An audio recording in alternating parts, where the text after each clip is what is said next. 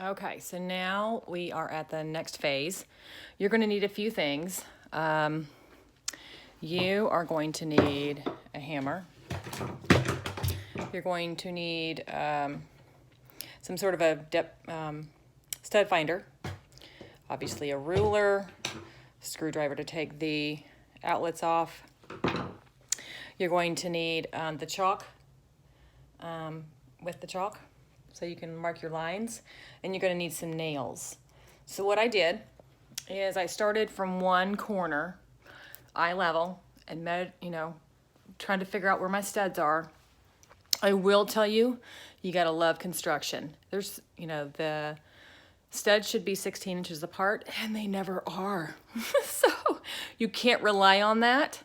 So what I did is, you'll notice like this one says 17 1/4 inches from the last point. So from this dot to this dot, I measured 15 3/4, and then from this dot to this dot, 17 1/4, and so forth and so on. Scary, huh?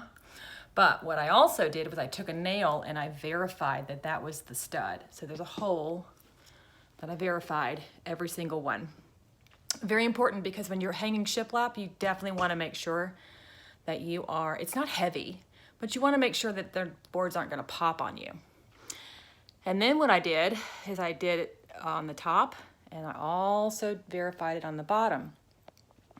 Now I put a nail on the very top and put my ring all the way up there, and then tightly held it there, and then popped that line. Now when you pop that line, you be careful. Make sure there's enough tension and that when you pop it straight on. So best success, then you should end up with a bunch of lines.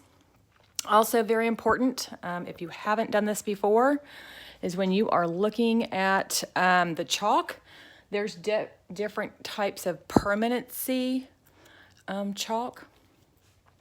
And this is only important if you have to chalk on top of something. You want to make sure that it comes off. In this case, it really doesn't matter, but I just noticed that when I was opening up my package. So for my 10 by 13 wall, I ended up with 9 nails at the top. I'm currently putting in those